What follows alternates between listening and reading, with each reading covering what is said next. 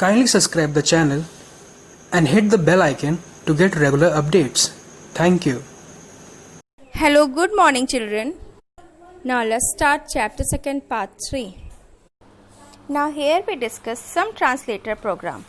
As we know that computer can understand only machine language, so when we type program in the language other than machine language, then we need a translator program to convert a program code into a machine code.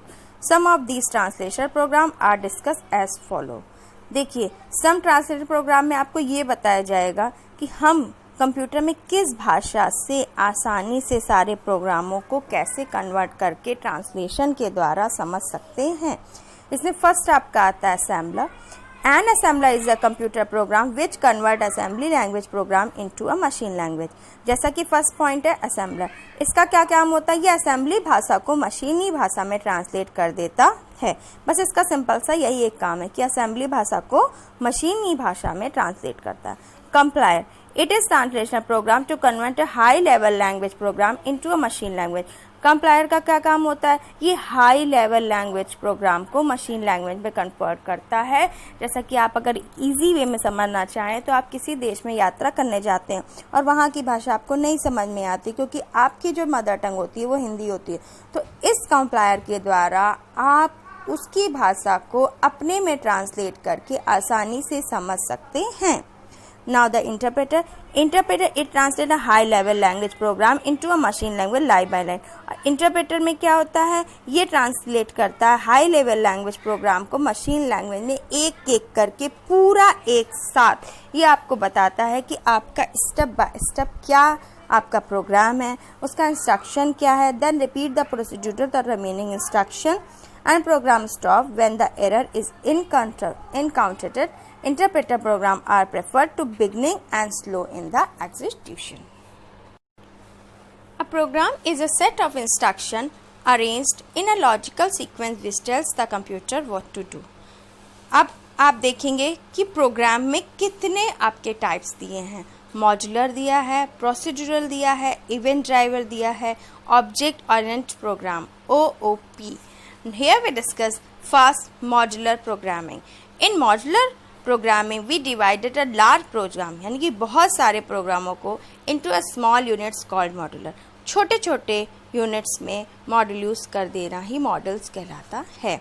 This programming consists the one main modules and more sub models, each model organized from the source code easy C programming. Procedural programming is used to tell the computer exactly what to do step by step. Procedural programming में क्या होता है, ये आपको बताता है कि computer को बिल्कुल सही तरीके से स्टेप बाय स्टेप कैसे काम करना है। Procedural program refers to function and the execution to the function. It implies more than the procedural than data, assembler, Fortran, COBOL, C, etc. Event driven programming. Now here event driven programming or event based programming is a kind of programming in which the flow of program is determined of the event on user action, mouse clicks, key press, as visual basis. Object oriented programming OOP.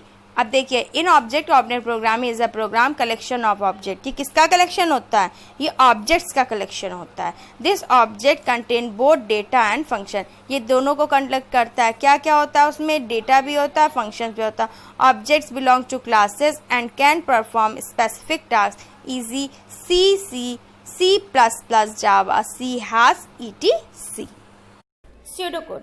So firstly we know that what is pseudocode. So the definition of pseudocode is, pseudocode is an artificial and informal language that helps to programmers to develop algorithm. आप एक साधारण भाषा में समझते हैं तो आपका लिखा हुआ है pseudocode is an artificial code understand program flow. It is just a practice before producing the final code to any program language. Pseudocode is not an actual program language. It is not compatible with the programming language, so it is cannot execute on the computer system. अब आप समझिए, किसी कार्य को पूरा करने के लिए साधारण अंग्रेजी भाषा में एक क्रम से लिखे गए निर्देशों के समूह को स्यूडोकोड कहते हैं।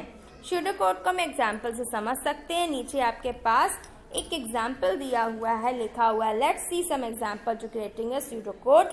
Pseudocode to find the sum two numbers begin except x, y. Sum x plus y display sum, and pseudocode to find the area of square begin except as area as into as display area and. Thank you so much.